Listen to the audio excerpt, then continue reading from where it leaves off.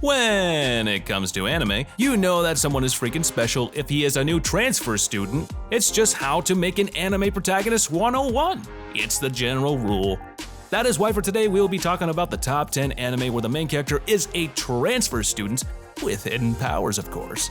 So before we begin, be sure to like, share, and definitely don't forget to subscribe to the channel if you haven't already. And with that said, let's dig in. Coming in at number 10 is Full Metal Panic. Honestly, looking at the list of things this kid knows and is proficient at, I gotta wonder what it is he is exactly bad at. This guy is a powerhouse, a one-man army. Special ops, demolition, annihilation, destruction, and undercover. You just name it, he has done it all. And even more so, just listing this powerhouse achievements could take all day, and he is only freaking 17. Like, bruh, what? When I was 17, I thought learning to drive a frickin' car was an achievement, and it was the highlight of my teenage years. This man transfers to a high school for the sole purpose of keeping an eye on a girl with the potential to become great or doom everyone if her knowledge was used wrongly. Coming up next is the Irregular at Magic High School. You thought the guy before was a powerhouse? Just wait till you meet Tatsuya Shiba the Guardian, the Irregular Magician, the member of the most elite magic force, the Independent Magic Equipped Battalion, aka JSDF 101. And above all, the brother of Miyuki Shiba. This man puts the word power in powerful. He is an artificial mage created by the experiments of his mother and yet still is one of the strongest students in the School of Magicians. The reason he ends up in the weeds classes, well, it's just beyond me. Someone with all his skills and abilities should be crowned the king of magicians in this school. He is godlike, a badass magician that is cold as ice and ruthless, especially when it comes to taking out his enemies, and even more so if they harm his sister or friends. And now we have Tokyo Ravens. In this series, the main character is the descendant of a prominent and powerful line of mages. One problem though, he doesn't have a single drop of magic in his body. Nothing. Nada. Zilch. His magic circuits are drier than the frickin' Sahara on a hot summer day. So obviously he is neglected by his family as a consequence of his lack of powers. Due to that, he decides to live a normal life like any high school student and just carry on with his normal, boring, mundane life. The anime directors weren't going to let him go that easy though. And just like any anime series with a useless protag, his abilities needed to be awakened by the death of a close one. And what better way than to kill a girl right in front of him to grant him immense power. After awakening his powers, he works side by side with the Onmyodo and Natsume, facing the monsters and demons unleashed on their world half a century ago due to a perfect plan gone wrong kind of scenario in the World War II. And here we have the Asterisk War.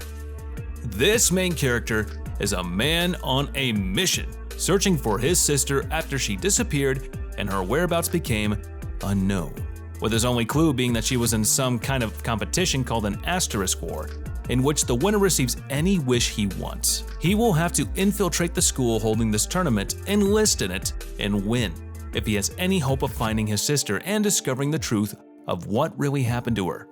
This guy is going to tear down the school and the hidden figures hiding behind the curtain. He is overpowered, smart, and just overall a living, breathing, deadly weapon in short. He is just him. And up next we have Skate the Infinity. Longa Hasegawa, the new transfer student in town, is dragged into the underground tournament S due to certain circumstances and his desperate need for money. One thing leads to another and Longa finds himself thrown into a bet, having to compete in a skateboarding race. FYI, he never touched a skateboard before in his life, so he is probably screwed, right? Well, not really, because when it comes to Longa, he has a trick up his sleeve, his personal ace in the hole. You see, Longa is actually a snowboarder who started since he was 2 years old. And now it is time to cash in all that snowboarding experience and adjust it in a way that fits a skateboard. Going down the Demon King route, we have Demon King Daimao.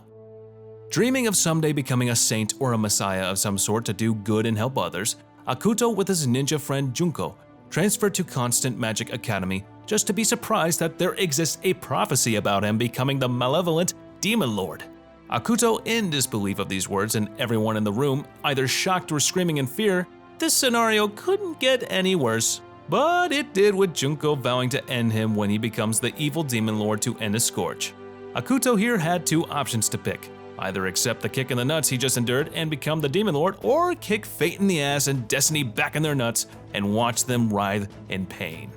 With his powers being more destructive than he expected, he becomes a force to be reckoned with and fights head-on with a giant-ass dragon barehanded, and kicks its ass from here to year 3020. His job to prove he won't go evil won't be easy, as he is always pursued by others that want to destroy him and end his existence. It's his job now to prove that even a demon lord can be a benevolent ruler. And here we have a classic, Soul Eater. This girl is just out to show the world how powerful she can become, to the point that even her freaking soul is the soul of a serious person that tries hard, as Frank explained when he saw her soul. Maka's father is even the current Death Scythe, training new Death Scythes to protect themselves in this world they call home. Maka is then partnered up with Soul Eater Evans, with the ability to turn into a powerful scythe. They will need to fight a lot of demons on their journey, and Soul will need to devour those they defeat if he ever hopes to achieve the rank of Death Scythe. And up next we have Star Driver. The protagonist of this series, Takuto Tsunashi, is a 15-year-old boy who left the mainland to go to the Southern Cross Island in pursuit of a fabulous school life. With a bright and positive personality, he easily makes friends with all the people in his school.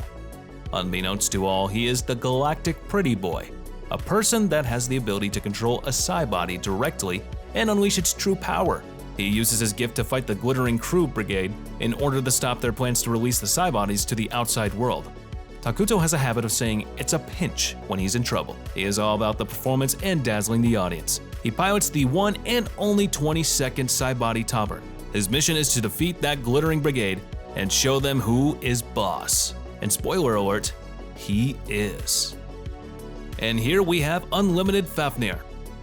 One guy in an all-girls school.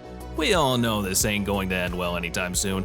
However, this school isn't like any other school out there. It's a school that admits students with the power of D. No, they're not linked to One Piece. D here stands for dark matter and the ability those girls have to control and manipulate them into the forms of powerful weapons. And of course, the fact that this school admitted her first male means that he is the first ever male D user. And guess what? His weapon is a kick-ass gun that will one-shot most of his enemies. I say most because the gun needs a bit more work, and not to mention the people that are higher in power. I won't go into it today, so just watch the show and find out for yourself. And up next, I'm sure most of you have heard of Persona 5 the Animation. Amamiya Ren, the enigmatic protagonist of Persona 5, is not just another high school student. He is a character who exudes an undeniable aura of power, and his strength goes far beyond the realm of physical prowess. Ren's power lies in his complexity, his resilience, and his unwavering dedication to justice, making him an unforgettable character in the world of anime and gaming. First and foremost, Ren is a master of the Persona. In the Persona series, individuals can summon powerful avatars known as Personas, which represent their inner selves and abilities. Ren's Persona Arsene embodies his rebellious spirit and unwavering determination to change the corrupt world he inhabits. As he progresses through the game, he forges bonds with a myriad of personas, each one reflecting different facets of his personality and strengths. Ren's true strength, however, is not solely found in his supernatural abilities. It's his unwavering resolve and charisma that sets him apart. He stands up to injustice and challenges societal norms with an unwavering determination, inspiring those around him to join this cause.